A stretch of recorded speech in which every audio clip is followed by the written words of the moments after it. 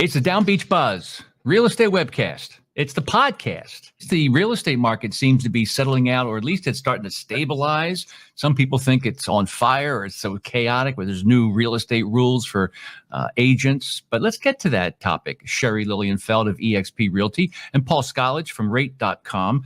So effective August 1st, at least here in New Jersey, new rules kicked in regards to how agents will do a contract with a buyer, what sellers got to share or what they can't share anymore in terms of commissions. Sherri, why don't you give us an update on that? And then you might want to talk about this thing where disclosure is now being enforced if you are selling your home. Is that right? Yeah. So, yes. And so just a quick recap for people that weren't listening, the last time we spoke about it, as of August 1st in New Jersey, listing agents are not allowed to negotiate the commission for the buyer's agent. So when you go for a listing appointment, you would say, okay, how much are you paying my brokerage to list your property? And that's the only thing we can negotiate. We can't say, how about you pay X percent, but we split that percent with the buyer's agent. So then it's up to the buyer's agent, the person representing the buyer, to negotiate their own commission. And whenever we show a property, we're supposed to have a consult with that buyer and explain how we're representing them and also negotiate our fee. So you call some random agent off of Zillow, that agent is not supposed to show you a property unless you pay them, you negotiate a fee and sign a document saying you can pay them a fee. Now, a couple of things here. You can do a fee for one-time property showing. Okay, you want to show me the property, I'll pay you the fee for this property, but I'm not locking in with you to show me properties for the next 6 months. So there's different ways you can do it. So you can do it like that, one-off, or you can do it like, hey, I really like you. I want you to represent me. And I'm going to lock into an agreement with you for whatever, 6 months, 9 months, the same way you would do with a listing. I like you. I want you to list my property. I'm locking in with a fee for you. Now, even though the listing agent's not allowed to negotiate a buyer's agent commission, that doesn't mean the seller can't and won't pay a buyer's agent commission. Meaning, so now, let's say I have a buyer and we put in an offer. That buyer can put in that offer, I want the seller to pay my buyer's agent this fee. And that's part of the negotiation. So it becomes now part of the negotiation between the buyer and the seller, as opposed to the listing agent and the buyer's agent. So it's kind of like the same thing, but it's just the way the money's dispersed and negotiated is different. So with Paul, with mortgages, so like, let's say the buyer agent has to pay that commission. The seller's not going to pay it. So now the buyer has to come up with more money. And the thing that sellers need to understand is if a buyer is going to pay that money, they're going to offer less. They're going to offer less for the house because now they're paying more overall, with the buyer's agency agreement. So we've had 30 days of this new set of rules. What's your vibe? Is it working? Is it still too early to tell? Are people leaving the industry? What do you say, Sherri? There are some people leaving. I got to tell you, the level of paperwork is just ridiculous now because there's all these new forms. First of all, if you've ever signed the listing agreement, there was always like a good 5 different forms, a listing agreement, consumer information, say all these different forms sellers had to sign. Now there's even more forms they have to sign, but now you have to get the buyer to sign about 4 different forms. It's just, we're swimming in paperwork. It's ridiculous. And there are people leaving just because it's so confusing for a lot of people getting into new systems and processes. But we're getting used to it. The agents, the agents who are here for the long run, we're getting our stride and we're getting our systems in place and we're doing it. And so it's just, like anything, change is hard, but people adjust. Yeah, I'll follow through. And I think, Sherri said it right. I mean, there's been change in the industry since I've been in it. Every time there's change, there's always adjustments. There's always some tweaks. It's challenging in the beginning. This is the first month that we've had it. In the PA market, we haven't seen really anything change. I think sellers agents are still communicating with their seller that, it's customary for the seller to pay the full commission, right? And that seller, by doing that, is going to attract people to their listing. If you start to see sellers only paying 2.5% commission, it could impact people wanting to look at that property, because now that buyer coming in has to cover the buyer's agent commission. So as of right now, you cannot finance it into your mortgage. However, what you can do is you can ask this seller for a 3%, 2.5% seller assist, and that money would then go to the buyer's agent. If we do that, we have to remember the house has to appraise for what that offer price is. So if it's a $100,000 house and you want to give the listing or your buyer's agent 3% commission, so you put an offer in of $103,000 with a $3,000 seller assist, the house has to appraise for the 103. I believe that Fannie Mae, Freddie Mac, who buy 95% of all loans, will eventually allow for this to be financed as a true finance into your actual mortgage at some point. They're probably seeing how it plays out right now, but eventually they will. But Paul, you mentioned, and it's a very critical point, and that is for that $100,000 loan, it has to appraise for 103 if there's a 3% give back. That sounds like it could be a deal breaker, especially if the pencils are not sharpened as sharp as they should be. Can I just say something with that? So it does not have to be a seller assist. We have a form now, a brand new form that we can attach with the offer letter that the seller signs, that basically just says the seller will pay, for, in my example, eXp Realty, the commission. So then it's not even rolled into that mortgage. It's not even rolled into the appraisal. It's just the seller is paying our commission. That's, again, the change in the law was we need to negotiate our own commission, and it's not the listing agent. So now it's a form between the seller and the buyer's agency that they're going to pay it. So now it's not in the form of an assist or a concession. It's direct from them to the agency. So it doesn't even get involved in the mortgage. So as a mortgage guy, Paul, does that concern you that there's still more money being transacted? It's just not going through your channels. Should that concern you? Not necessarily. So what Sherri is saying is two things. If a seller advertises or the listing agent advertises that the max commission is 2.5%, that means that the seller is not willing to give Sherri her commission for the transaction. Then it's Sherri's responsibility, correct me if I'm wrong, to go to her buyer and say, okay, the seller is not willing to pay the commission. You have to come up with X, whether it's 2, 2.5, or 3. At that point, if that buyer doesn't have the ability to pay Sherri or doesn't want to use his own money, they can then go to the seller and look at that seller assistance, right? A lot of times I think listing agents and sellers can they post on Bright or Trend that you're not allowed to post commissions anymore. That was part of the law. Yep. They removed those fields from the MLS commission. So let me ask you a question. There's a listing.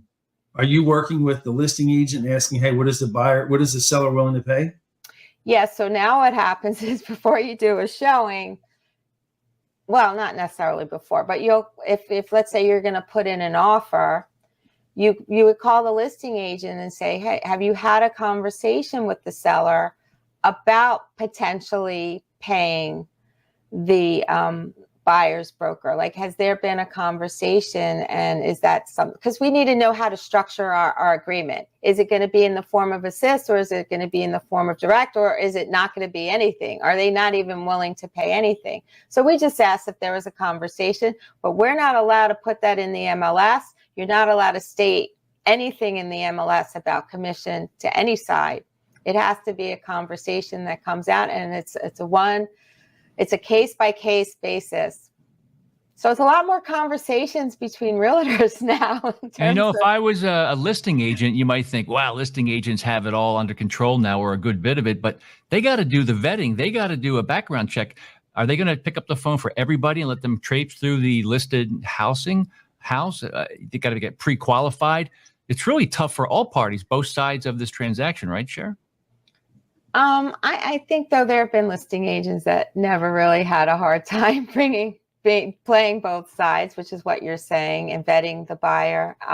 But if they take that buyer through, yes, they're supposed to have a buyer's consult in advance, and they're supposed to sign that form, the buyer's agency agreement, whether it's, one-time showing or, full out buyer's agency agreement. So yes, it's a lot more time in that. You can't just call someone and say, hey, I want to see this house. When can you get me in? You have to go through this whole buyer's consult. And I got to tell you, buyers are like, I just want to see this house. Like, why are you overwhelming me with all this paperwork? And that is the vibe you're catching right now over the past 30 days. Yes, the buyers are like, I don't understand. I'm just starting to look. I just want to know what's out in the market. Why are you putting this paperwork in front of me? Like, that is the vibe.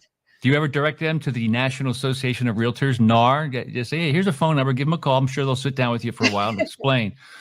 No, I just don't. I don't do that. But yeah, they visibly get uptight. Like, they're like, I don't understand what's going on here, and they get very afraid to sign things. But that's what we're required. Someone calls you cold up for a lead off of Zillow. Hey, that's great. I'll be happy to show this to you. Let me sit and talk to you about buyer's agency agreements. So do we see more open houses now because of the new rules and situations? So with the open houses, we have forms that we have to forms really for that? No, we have signs you have to put up, and the sign says this house, this agent represents the seller here. Anything that you say is not considered confidential and will be shared with the seller. And if you need representation, by the way, here's some forms you can sign. Like this is where we are. You can't just walk into Oy vey. Yeah, exactly. Well, that is crazy, because if real estate wasn't tough already, like what it is now, I think very few realtors can very fluently explain the new rules. I think it's so early in that game. It definitely takes a while to get your head around it. And, I sat through a lot of training, like just, again, trying to familiarize myself with the forms and coming up with new procedures for how I do my business. Yeah. So I think I wanted to ask Paul, there's some confusion, I think, at least in my head, and that is when you have Jay Powell, the chairman of the Fed, says, yeah, we're going to possibly lower the Fed rate by 1/4 point or 1/2 point. How does that affect a mortgage, or is that just focused on car loans and things like credit card loans? Explain that, Paul. Great question. So the Fed rate is absolutely totally different than what the 10-year Treasury is, and is what really has a big indication of what mortgages are going to do. So the Fed rate has a direct impact on your credit card interest rates, your automobile interest rates. They're the things that the Fed rate has a bigger impact on. It does have some impact on what the interest rates will do, but not nearly as impactful as what the 10-year Treasury. That's the big indicator of where interest rates are going to be. And you're seeing right now the 10-year Treasury is probably somewhere around 3.85, 3.80. Supposedly, there's a 99.999% chance that the Fed will cut rates by 1/4% in September. A month ago, rates were at 7.5, 7 3/4.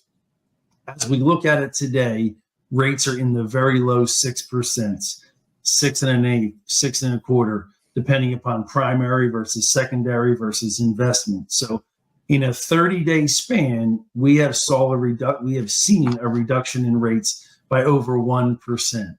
So the future is bright. I think the Fed is talking about having 3 rate cuts next year, which will really help in terms of what we see in a rate reduction. There's so many sellers, we've talked about this several times, that don't want to sell. They have no desire to sell when they have an interest rate of 3.5% on their current house. They do not want to swallow that pill at 8 or 7.5% to go buy a new house. So I think we need to see a 5 in front of a rate, get more inventory to start getting people motivated about buying. But down the shore, Sherri Lilienfeld of EXP, a high percentage of homeowners down here own their homes and their condos outright. So, the interest rate doesn't really matter that much if they're trying to sell and get into a different place. True or false? Well, even though sometimes they don't get a mortgage, they might be getting like a home equity line off their primary residence, and that rate will affect their home equity line. They do also a lot of times pull out other investment, money from other investments. I mean, it doesn't affect us as much as the primary home market when it's your only home, but it does have some effect. And Paul works both areas, right? So he could speak more about like what's happening at the shore versus what he's seeing in Pennsylvania for primary homes. I mean, it's not as much, but it still has an effect, I think. So do both of you real quick, and then I'll get it back to Paul Zgalich of rate.com. What type of business do you get? What type of phone calls come in when you see a rate drop by 1/4 point or 1/2 point? Sherri, does that make you a little bit busier starting that day when you see that number come down, or at least being announced that there could be a rate cut? No, they're looking for prices to come down. They're not looking so much for the rates. It's sort of like what Paul's saying. You buy the home. If you find the home at the right price, you buy it. And the people who have been waiting for a second home, they'll get their money someplace else. Like I said, their investments or maybe pull equity out of their primary home. It's not as tied in with the rate like in primary homes. But Paul, definitely comment because you see both.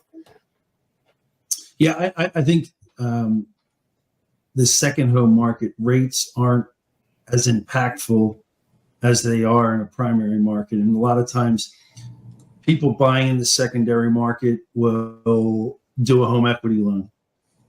They'll do a cash out refinance on their primary residence. Home equity a lot of times is short-term money. So they don't want to cash out their investments because the investments are doing so good in the stock market and so forth. So they said, you know what, we'll take a 6.5 or 7.5% rate on a HELOC, a home equity line of credit, to be able to buy. It also strengthens their offer because then now they're potentially a cash offer because they're taking all of that equity from their current property, or they're liquidating some of their investments to be able to purchase. So it's not as impactful. However, in the primary market, that 1/4% rate cut absolutely gets my phone ringing. Over the last 2 years, I think we closed a little under 1,000 new buyers in the last 2 years. Every one of those buyers can absolutely refinance today because where rates are. So that side of things is phenomenal. The refinance market is going to come. How about adjustable rate mortgages? With the trajectory ticking down slowly, do you see more of an asking or inquiries about adjustable rate mortgages when sometimes they're a scary thing, but with the market moving in one direction, do you see more requests for ARMs? So they're very popular over the last 2 years when interest rates were at an all-time high, right? What happens with the ARMs? Same thing that happens with the standard rate. As the interest rates come down, the ARM rates get lower. So there's people that actually gamble and play that market. They'll go into a 7-1 ARM. However, they know that they're not going to be in that house 7 years, or they know that in 2 or 3 years, that 7-year ARM rate is going to be lower, and they just play the game. They refinance into an ARM. They keep going into an ARM. When they feel the time is right, they'll get out of the ARM and go into a 30-year fix. So the ARMs are still popular. Not nearly as popular as they were